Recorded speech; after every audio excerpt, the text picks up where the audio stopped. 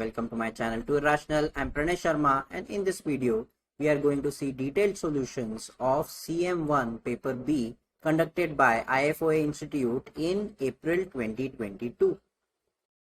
We are going to discuss the complete solutions, but if you want the solution sheets, I will leave a number below where you should WhatsApp or Telegram your email ID so that we can email you the solution sheets. Without any further delay, let's get started. Question number 1, we have a life insurance company issues a 25-year unit-linked policy to a life-aged ex-exec. The profit vector of the policy and the relevant assumptions used to perform the profit test on this policy are given on question 1 base worksheet. Determine the reserves required at the end of each year to zeroize the future negative expected cash flow for this policy. And second part is calculate the present value of the profit both before and after allowing for the reserves calculated in part 1.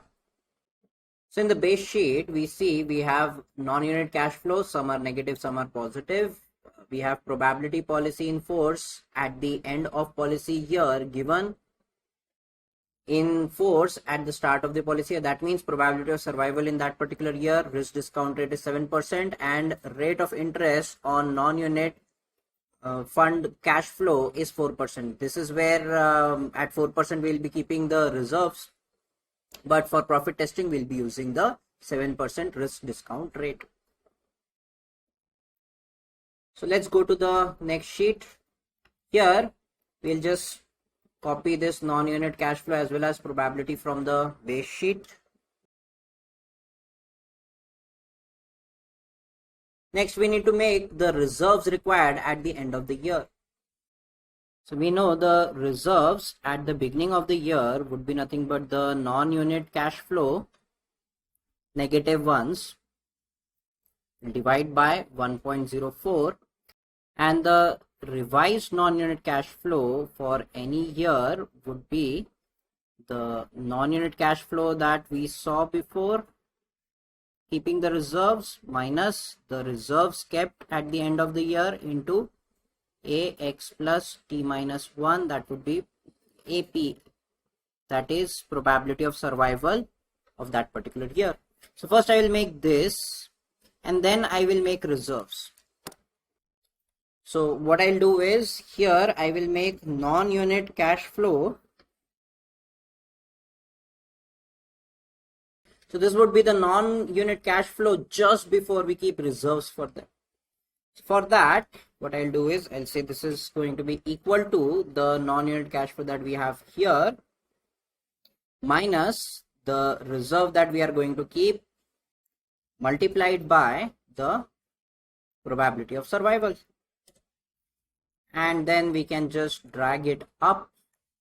For the reserves of zeroization, we will be saying that reserve kept at the beginning of the year or end of the previous year would be equal to the cash flow divided by 1 plus I, that would be 1.04 here, but only if the cash flow is going to be negative. So I'll say equal to if our cash flow is less than 0, then because it is going to be negative and I am going to keep the reserve as positive, what I'll say is comma minus value. So if it is less than 0, that is it is negative, give me the positive value, otherwise give me 0, and then I will divide it by 1.04. Because the cash flow was positive here, I got a 0. I'll drag it up and I will get reserves, and accordingly all the cash flows have been revised. Now the profit at the end of the year. So these were the cash flows just before we kept the reserves for them. So because these are just zeroized with the reserve kept at the beginning of the year, that profit at the end of the year will just be zeros for them. So for the first year, the profit would be exactly this, and for every other value, if it is negative, we have already zeroized it. So I'll say this will be equal to if This value is greater than 0. If it is positive, then give me this value, otherwise give me 0. Drag it down till the end. So now I've got the positive cash flows here and negative cash flows has been 0i. So this becomes my profit at the end of the year. Survival probability for the first year, that is, this is nothing but t minus 1 APX. First year it would be 1, second year I'll say equal to the previous year multiplied by probability of survival in that particular year, and I will drag it down till the end. So t minus 1 APX discounting factor, we had 1.07 as a risk discount rate raised to minus of policy year, and this becomes our discounting factor. When we are saying reserve, when we are not keeping any reserves, we will get the non-unit cash flow that we originally had multiplied by survival probability multiplied by the discounting factor, and we will just drag it down. We'll calculate the sum later on, and here we will have profit at the end of the year multiplied by the survival probability multiplied by the discounting factor, and I will drag it down till the end. We'll calculate the sum values here. The same thing here. So we had slightly positive profit when we did not keep the reserves, but after we kept the reserves, we are going to see a negative profit or loss.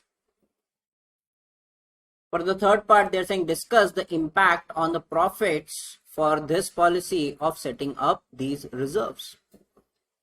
So we'll say the reserves are amount of profit kept aside at a risk-free rate of interest to mitigate future losses. As the reserves are earning at the rate of 4%, whereas the profit are earning at 7%, the reserve decreases the profitability of the policy. Here the policy was profitable with no reserves, but after keeping reserves, the policy is in loss. You can say that the reserves delay your profit. You can say that as the reserves are earning less rate of interest, as well as the profit is released later on in the year, that is why we are getting losses. The question 2 reads, the question 2 base worksheet contains the mortality data and other assumptions used by a life insurance company for pricing assurance and annuity. First, calculate the expected present value of a revisionary annuity of 10,000 per annum payable annually in advance, starting immediately on the death of a female currently age 62 exact to a male currently age 63 exact. So here sometimes we read immediately on death and we think we are talking about middle of the year or a bar. But you can see we are payable in advance, so it will start from the next year, beginning of the next year, from that death date. So in the question 2 base, we can see we have the base mortality table for male as well as female. For annuity purposes, they have given us percentage of the base data for male. So we have to take 85% mortality and 75% mortality for female. Interest rate is going to be 4.75%.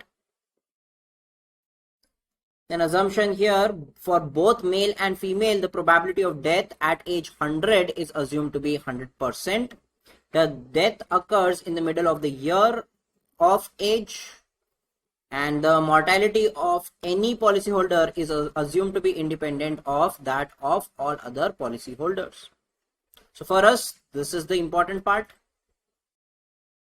So for our first question, we will be making our mortalities for male as well as female according to the annuity, that is 85% for base annuity of male and 75% of female. You can actually copy this so that we don't get confused. Let's paste it here.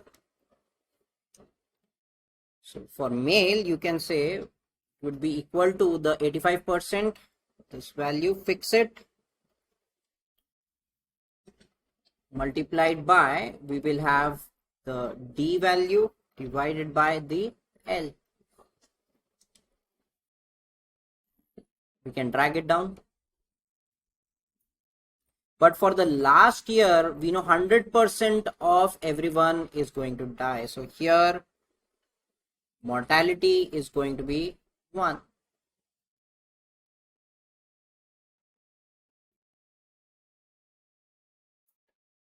Px will be 1 minus of Qx.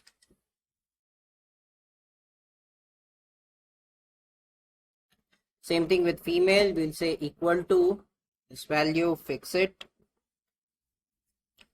multiplied by the dx by Lx. Drag it down, but for the last year, we will be saying the mortality is going to be 1.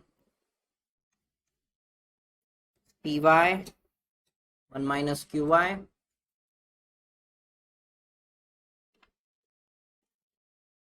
So we'll first write the year, number of years, whatever our policy is going to run for. We'll write age of X, the age of Y, and accordingly I'll have TPX, TPY, and I need TQY. We'll also calculate the discounting factor, and accordingly we will have expected present value. So the male life is going from age 63 till 100. Female life is going from age 62 till 100.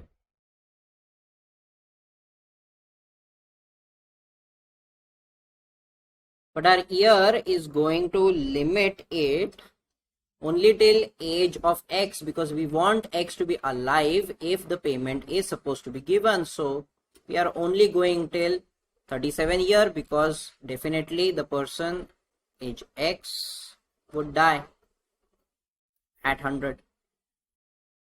TPX, I'll say 1, then equal to the previous value multiplied by, we'll go to age 63. Here you might make a little bit of mistake if you do not keep the correct age in mind. So we are talking about age 63, and this is going to be probability of survival 63,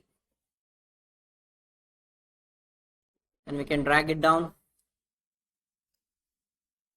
Similarly, TPY versus 1, then equal to the previous value multiplied by age 62. Again, look properly, and we are looking for this,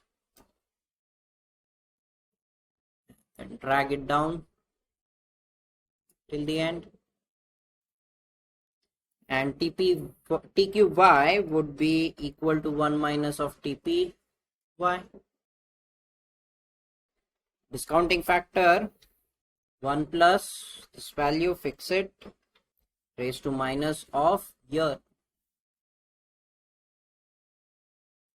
So the expected present value we'll say equal to 10,000 is payable if X is alive and Y is not alive at that point, and we'll also discount it for that many years,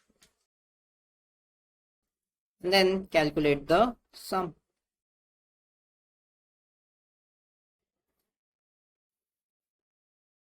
So the expected present value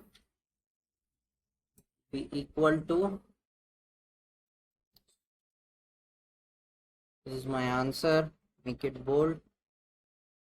For the second part, we have calculate the probability that a male annuity holder currently age 56 exact dies after a female annuity holder currently age 61 exact.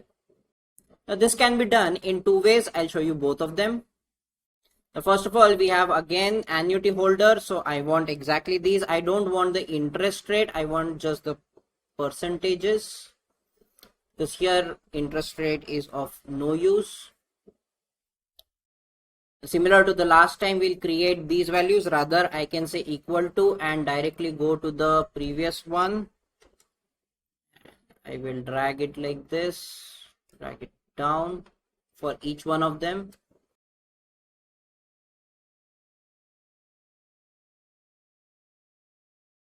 So here we'll say we have age of X, age of Y. We will calculate TPX, TPY, and we will calculate QY plus T to find the probabilities. Because here I am saying if X is alive in a particular year and Y was alive till the previous year but died in this particular year, that means X will die later than, or X would die second. So I'll calculate all such probabilities and add up all of those years. So age of X 56, 57. Let me fill that quickly. Age of Y 61, 62 and completed till 100. So clearly Y would die before X. So the limiting factor here is going to be Y. TPX. Make sure you are taking the correct year. Age 56. 56. Probability. Drag it down. I need only till here. For Y, again make sure you are taking the correct probabilities. Age specially. 61 is the value that we want. Drag it till here because later on we'll just get 0. QY plus T, again 61, the value, drag it down till here. So we'll say the probability will be equal to, now of course we'll not have for the first year, for the second year, or this is actually year 1, we'll say equal to X survived, Y survived till the previous year but died in this particular year, and we will calculate all such probabilities, take the sum of them. If you go further, you will find it is just going to be 0 because these values will just be 0 because Y would not be surviving in the later on years. So you don't need these values, you don't need these values. You can calculate the sum here.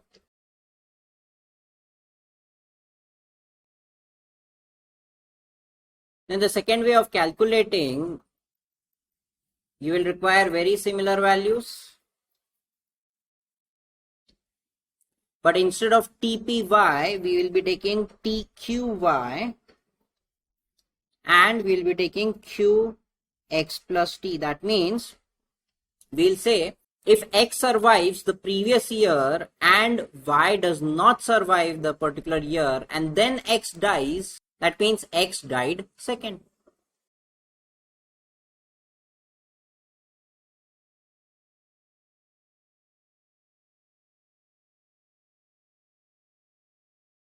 Here we'll be going till age of X, that is 100. So we'll say 1 multiplied by, let's go to 56.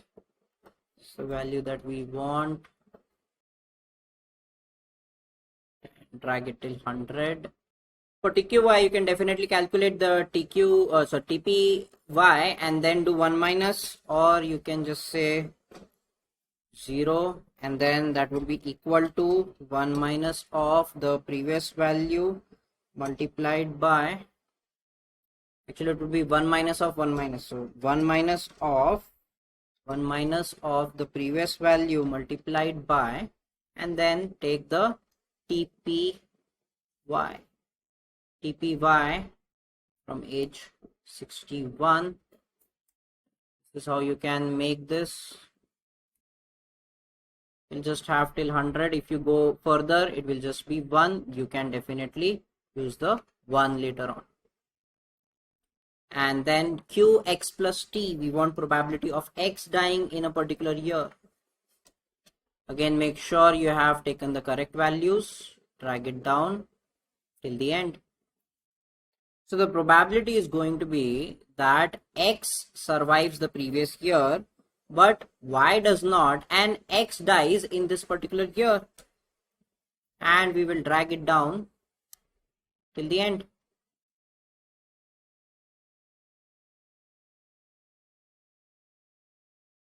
We should get exactly the same probability in both the cases. So the third part says calculate the expected present value of a 30-year last survivor term assurance of 100,000 payable immediately on death for a male currently age 27 exact and the female currently age 25 exact. So now we are talking about the assurance, and we have limit, that is 30-year last survivor term assurance. So here from the base we will take the assurance values. Let's paste it here. First we'll calculate the probabilities of death. We'll say the base value, fix it, multiplied by dx by lx.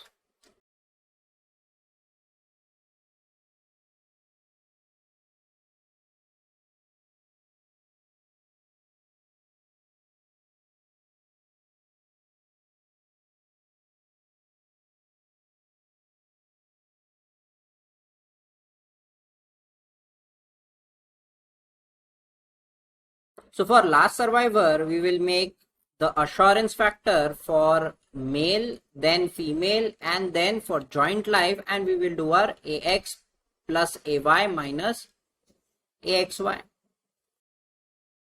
So accordingly, I have made the table here, year, discounting factor, then X, TPX, QX plus T, A bar X, similarly for Y and for joint life. Now I've written A bar because I am going to take the payment immediately on death, and in the assumptions they have said that the death occur in the middle of the year of age. So it would be easier for us to calculate this. So we'll take year as 0, and then I'll take 0.5, 1.5,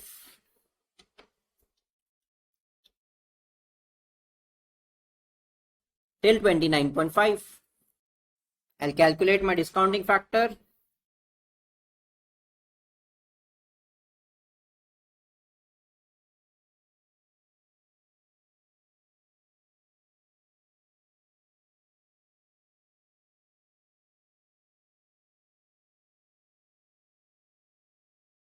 Now accordingly we will make our TPX and TPY.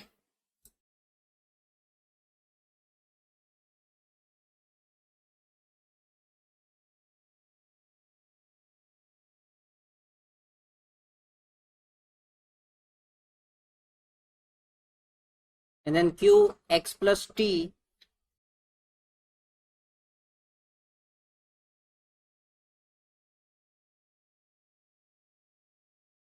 and QY plus T.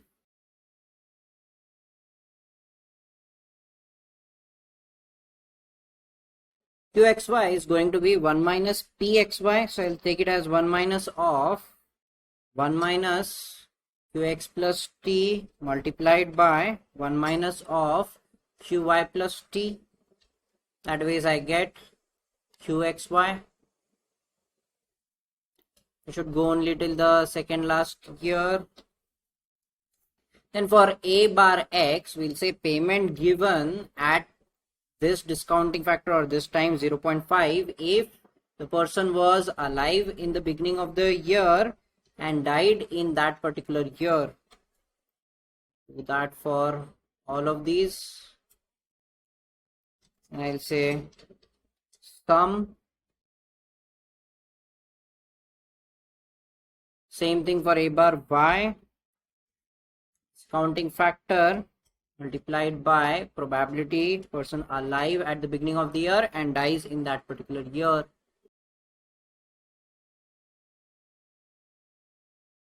For A bar XY, we'll say again discounting factor multiplied by both of them were alive in the beginning of the year and their joint life ends in that particular year.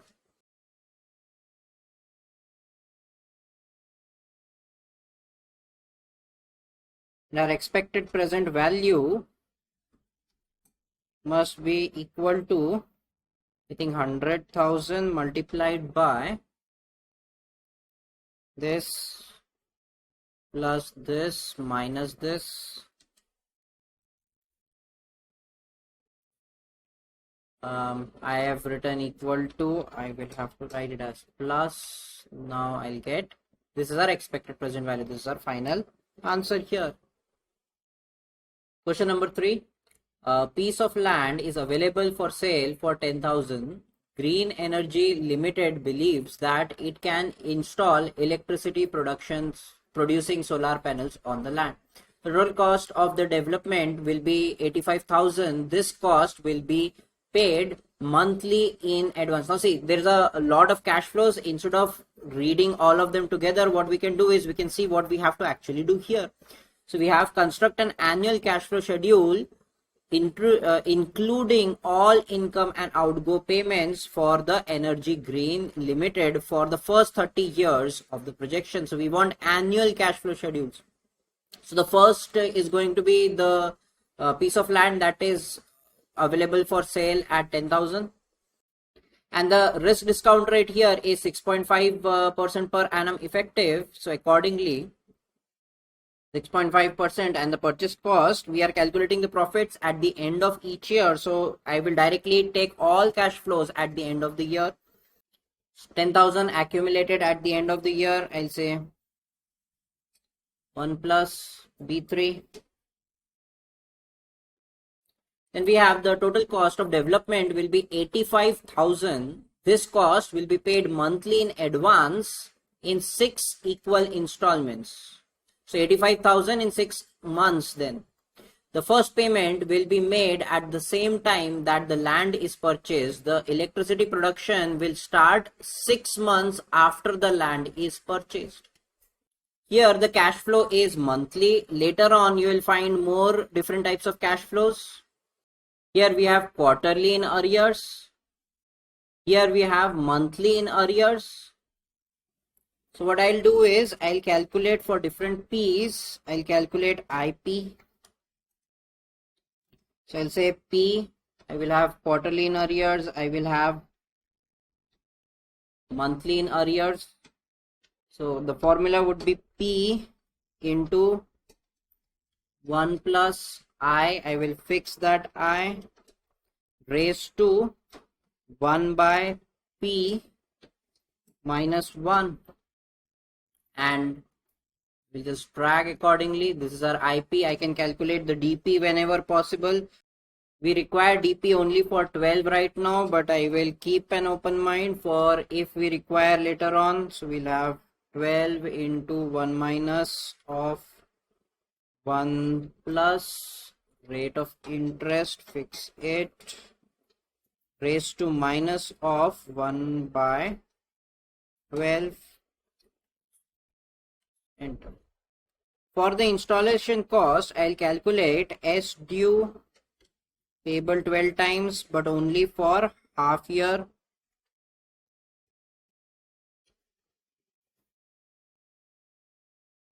So in numerator we will have 1 plus I raised to half minus 1 divided by denominator. We'll just have D12. So the installation cost was 85,000, but only for the 6 months. Here, because I have calculated this annual value, I'll have to take the annual cost here. So I'll say 85,000 multiplied by 2 multiplied by the S due. But this is only getting it to the half of the year. We will have to also multiply 1 plus B3 raised to half to get it to the end of the year. Then we are saying the electricity production will start 6 months after the land is purchased. That means from time 0.5. It is estimated that the development will produce 80,000 units of electricity per year, with the production assumed to be uniformly across each year. Green Energy Limited will sell the produced electricity to the national power supply at the rate of 0.12 per unit. The payment of the electricity produced will be received quarterly in arrears. The level of electricity production will fall as the solar panels start to degrade. It is estimated that the level of electricity production will fall by 0.5% per annum. The electricity production is assumed to fall annually, with the first decrease of 0.5 occurring 6 months after the production begins. So the production is going to begin 6 months after we buy the land, and then 6 months after the degradation starts. So in the first year, we will be only producing 40,000 units, because half of the year only we are producing the electricity, and from the next year the degradation starts. So it is going to be 80,000 into 1 minus of 0.005, 0.5%, and next year we'll say the previous value into 1 minus of 0.005. This would be the units that would be generated each year. The price is remaining same, 0.12. But the income is not uniform throughout the year. They are saying that the payment for the electricity produced will be received quarterly in arrears. So we will be calculating S payable 4 times for 1 year. That would be nothing but I by I4. But we will also be calculating S payable 4 times for half a year, because for the first year we are only getting the money in the bottom half year.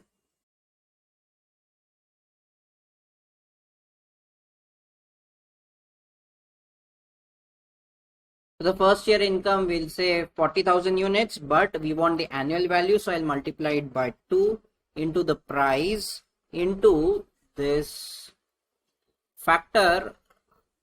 It will bring the value to the end of the half year, but it is the second half year, so it becomes the end of the first year. And for the later on value, we'll say units. These are annual values multiplied by the price multiplied by the S4 payable ones and fix it. We will drag it down till the year end. So these are all the income that we'll receive at the end of each year. Let's see the maintenance cost.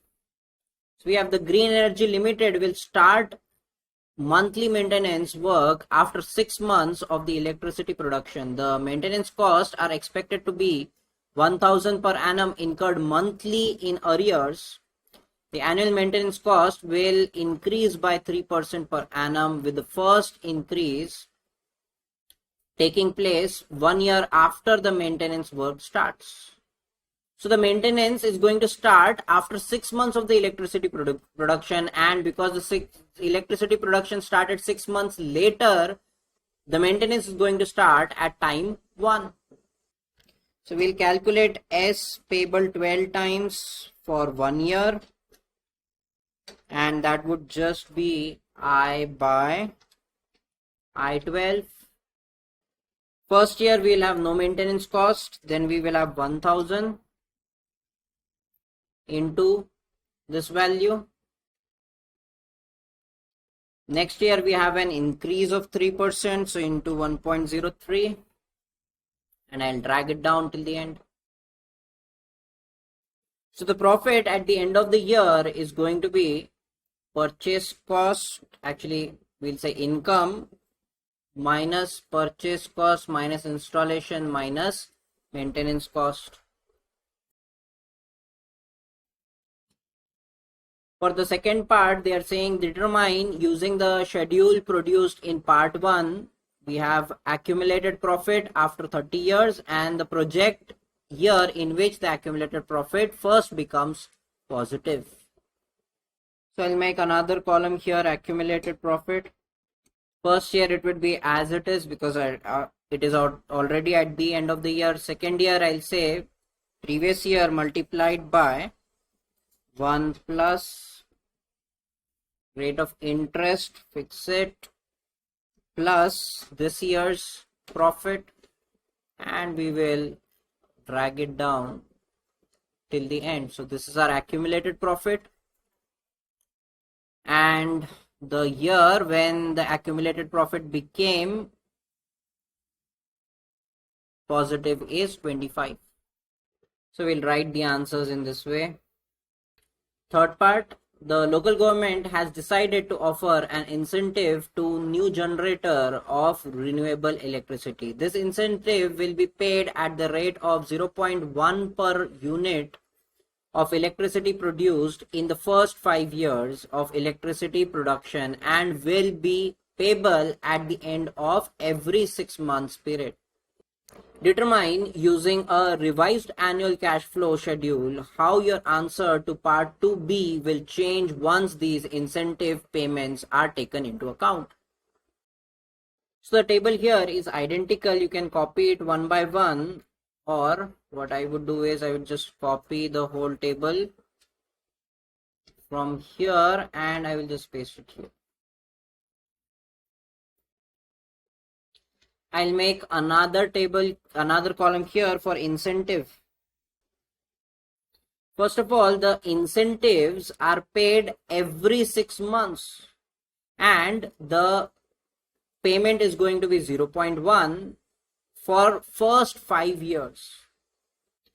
Because in the first year, only half of the year, the electricity production occurred. That is why we will have half year. We'll have half year here incentive, 1 year, 1 year, 1 year, and 1 year incentive here, and then half of the year incentive here. Because it is payable at the end of the year, I'll calculate S2 for 0.5 as well as S2 for 1 year. For that, I will calculate I2 first. All I have to do is now drag this here. Here this is just I by I2, and this I'll have to calculate.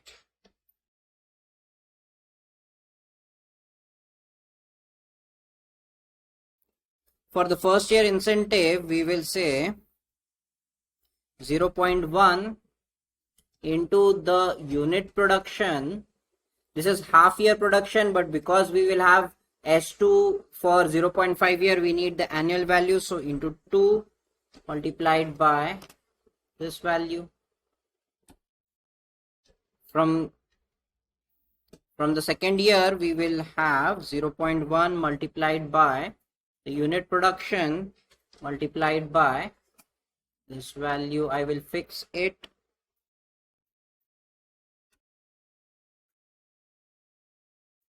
This goes for the next 4 years, and for the last year we'll have, this is again the annual value of the unit production multiplied by 0.1 into, we will have the half year S2, but then I will have to accumulate it to another half year to make it to the end of the year.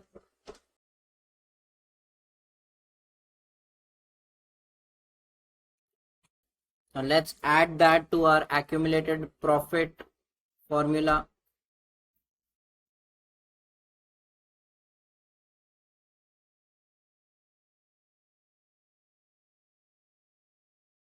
So now our accumulated profit would be positive in the 12th year. Change this. Here I'll say 3 and 12 years. Fourth part says, comment on the suitability of the model and the assumptions used by Green Energy Limited. So first we are going to comment on the assumptions. We'll say we have future rate of return of 6.5%. The inflation in the maintenance is maintenance cost of 3%. constant cost of electricity of 0.12 as well as electricity production falls by 0.5% per annum. These are all the assumptions, future assumptions that we have taken. Then suitability of the model seems to be suitable as it considers fall in electricity production and increase in maintenance cost, which we would see in practical scenario. If the values considered are assumed after study of similar plants, the cash flow projection will be very accurate. The model does not consider inflation and increase in price of electricity. That I have talked about the demerits of this model as well. You may discuss a lot of points about the model here, and IFoA would be marking accordingly. So overall, the paper was not very lengthy, but each of the questions required a little bit of thought before we start solving that particular question. And there were a lot of room for mistakes. I hope this was helpful, and if you find any mistakes, do let me know in the comments and I will pin them so that others can see them too. Like, share and subscribe, and I will see you in the next one.